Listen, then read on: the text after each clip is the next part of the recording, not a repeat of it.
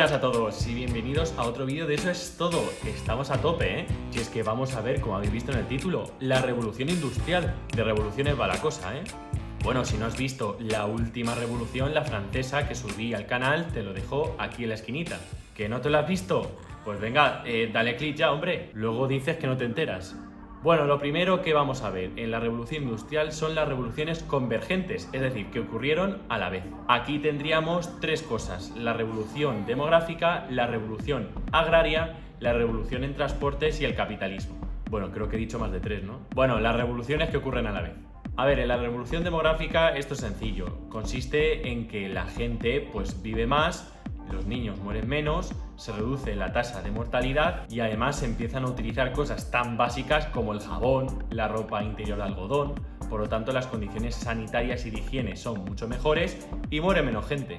A esto se le llama revolución demográfica porque la población sube exponencialmente. Pero ojo, que no podríamos entender este incremento de población sin hablar también de la revolución agraria. Y hay tres puntos aquí importantes. El primer punto de esta revolución agraria son las Enclosure Acts, o las leyes de cercamiento que se produjeron en Gran Bretaña. Gracias a esto los campos se privatizan, por lo tanto los dueños le quieren sacar mucho dinero y aumenta la productividad. Claro, no todo iba a ser bonito, porque los campesinos que trabajaban en esas tierras comunales que eran de todos, pues se tienen que ir a la calle. Por otro lado, se inventa el sistema Norfolk, que consistía en rotar las tierras cada año, logrando un ciclo completo a los 4 años. Esto se conocía como sistema cuatrienal. Plantas el trigo el primer año, el segundo, el tercero y el cuarto plantas otros tipos de hierbas y así tienes siempre un producto cada año. ¿Cuál era la ventaja? Pues que prescindías del barbecho, así siempre tenías algo. Eran listos, ¿eh? Bueno, y el tercer punto de esta revolución agraria sería la mecanización, pues el uso de herramientas más pros y de hierro. Bien, ya tenemos la revolución demográfica, la revolución agraria. ¿Ahora qué quedaría? Bueno, pues hablar de la nueva mentalidad capitalista basada pues en la propiedad privada y en pensar que el Estado no se debía imponer en la economía y lo que tenía que hacer es asegurar una libre competencia. Es decir, que la economía funcionara sola. Aquí cobra importancia una figura conocida como Adam Smith, que fue el primer teórico de lo que conocemos hoy en día como capitalismo y que decía que una mano invisible era la que iba manipulando la economía y poniendo el precio más bajo o más alto, porque al fin y al cabo el precio de las cosas se regula con la oferta y la demanda, por lo tanto el Estado no tiene que fijar el precio a nada. Vamos, que todo se regula solo. Bien, todas estas revoluciones convergentes paralelas a la revolución industrial, ¿vale? Este aumento de la población, el aumento de la productividad en el campo, el nuevo sistema capitalista que estaba surgiendo, todo esto se da por primera vez en Gran Bretaña. Vaya, tuvieron que ser ellos. Bueno, pero esto no fue por azar, ¿eh? A ver si te crees que las cosas ocurren porque sí. Las cosas tienen una razón. Como los suspensos vuestros, porque no estudiáis. Bueno, todo esto surgió en Gran Bretaña. Uno, porque era una isla, por lo tanto estaba muy bien conectado con todo el continente y tenía muchas ventajas a la hora de transportar las cosas.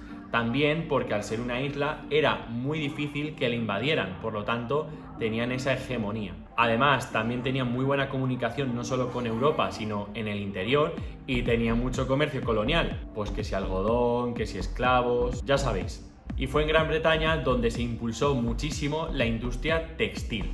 ¿Cómo? Pues prohibiendo a las indianas, un tejido que venía de las Indias, pero que claro, a pesar de ser muy guapo, pues eso ralentizaba la industria en Gran Bretaña y provocaba que no se fabricaran cosas allí. Lo que hicieron los ingleses fue reactivar la industria textil fabricando con algodón sus propias prendas en su propio país. Todo esto junto con un proceso de mecanización en el que surgió el telar mecánico, surgieron nuevas formas de hilar.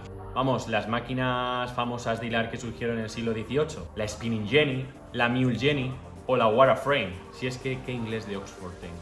Y junto con estas máquinas también surgió la lanzadera volante, un pequeño artilugio de madera que se lanzaba de un lugar al otro del telar y pues permitía tejer más rápido.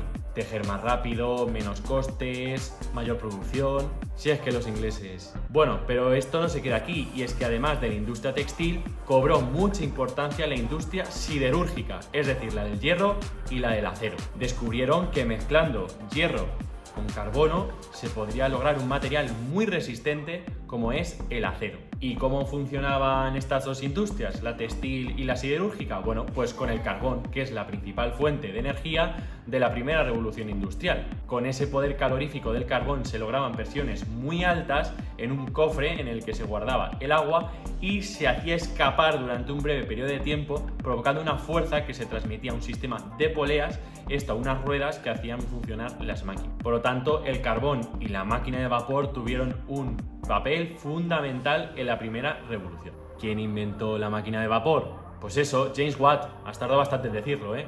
Bueno, podéis imaginaros con el carbón, la máquina de vapor, la industria siderúrgica, los auténticos paisajes negros que se formaban alrededor de estas áreas industriales. Y es que Charles Dickens, el escritor inglés, lo describió perfectamente, cómo los obreros vivían en barrios hacinados, en los que no se podía ver ni el rojo del ladrillo porque estaba cubierto por el humo de las fábricas y del carbón de las minas. Y es que los pobres obreros estaban sujetos a condiciones lamentables. Hemos visto en clase cifras de muertes cada año solo en una fábrica, que si lo multiplicamos por todas las fábricas y por todos los territorios solo en Gran Bretaña, nos da una cifra altísima. Y es que sí, moría mucha gente porque no llevaban protecciones, trabajaban muchas horas e incluso trabajaban niños. Conforme nos adentramos en el siglo XIX, pues las leyes irán regulando este trabajo y las condiciones tan duras a las que estaban sujetos los obreros. Y otro punto de la revolución industrial que hay que ver es dónde trabajaban los obreros. Sí, en las fábricas.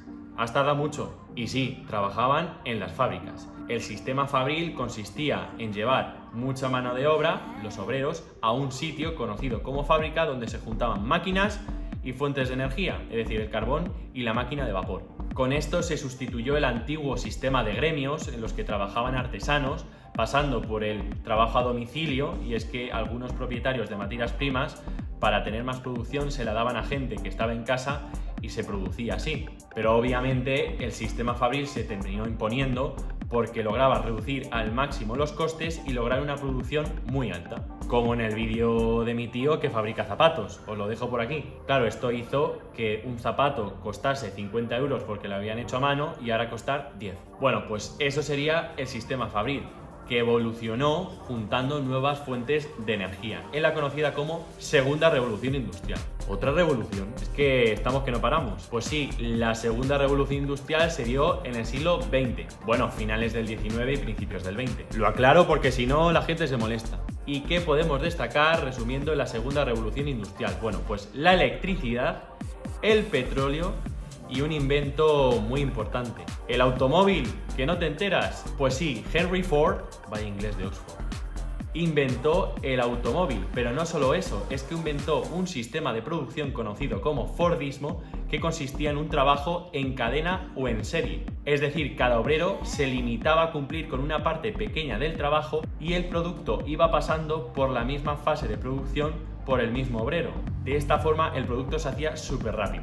En esta segunda revolución industrial también tuvo mucha importancia la industria química, y además cuando se empezaron a producir en masa el hormigón y el acero, ya se empezaron a construir los primeros rascacielos.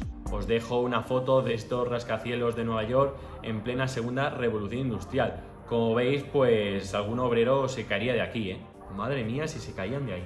Y es que, claro, te fijas en cómo estaban los obreros y lo que he dicho antes en la primera revolución industrial, y no es raro que surgieran movimientos obreros. Y esto nos lleva a otra parte de nuestro tema de la revolución industrial, y es el surgimiento del comunismo, del anarquismo, del ludismo. Sí, todo ismos. ¿En qué consistía el ludismo? Bueno, pues en creer que las máquinas nos iban a quitar el trabajo, por lo tanto, estos seguidores del ludismo se dedicaban a ir fábrica en fábrica destruyendo las máquinas e incendiándolas. Podríamos pensar hoy en día lo mismo con la inteligencia artificial, ¿no? Que nos va a quitar el trabajo. ¿Quién sabe? Luego surgió el comunismo de la mano de Karl Marx y de Engels, que defendía que la propiedad privada y el capitalismo explotaba a los obreros. Los dos coincidían, tanto Karl Marx como Engels, en que había que cargarse esa sociedad burguesa y capitalista que solo beneficiaba a una minoría y construir una nueva sociedad comunista a través de una dictadura, la conocida como dictadura del proletariado. Bueno, y además del ludismo y del comunismo, también surgió el anarquismo, de la mano de Proudhon, Bakunin o Kropotkin. Madre mía, para pronunciar eso. Bueno, pues estos tres ideólogos del anarquismo lo que defendían era que la política no servía para nada, que la sociedad no tenía que tener ningún orden político, sino que cada uno era dueño de sí mismo y podía hacer el bien. Claro, esto es un poquito raro porque sin sistema político y sin organización, a saber, la de movidas que ocurrirían. Bueno, en definitiva, este rechazo a la autoridad de los anarquistas lo que hizo fue enemistar a los comunistas con ellos, porque claro, los comunistas, aunque pensaran que la sociedad capitalista estaba mal, sí que perseguían a través de la política cambiar la sociedad con una dictadura del proletariado, pero los anarquistas decían que eso no se podía hacer. Por lo tanto, pues discutieron.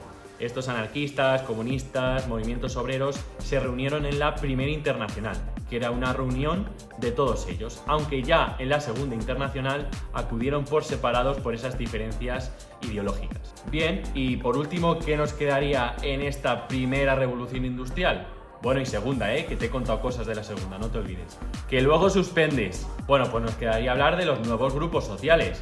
Y hay uno clarísimo, que es el proletariado. Los movimientos obreros que te he contado, ludismo, anarquismo, comunismo, defendían al proletariado. ¿Y quién era el proletariado? Bueno, pues los obreros, sujetos a duras condiciones de vida, salarios muy bajos, altas horas de trabajo, no tenían seguro, por lo tanto, si se cortaban una mano, pues ahí te quedabas en la calle y te podían despedir. Además, se empleaban a niños, para que luego digas que qué haces en el colegio. Suerte tienes, ¿eh? Pues este proletariado pasaría a sustituir a los antiguos campesinos y artesanos de la sociedad estamental, que ahora sociedad estamental ya no hay, se ha abolido con la Revolución Francesa. Si no te acuerdas de lo que te estoy contando, pásate por el vídeo.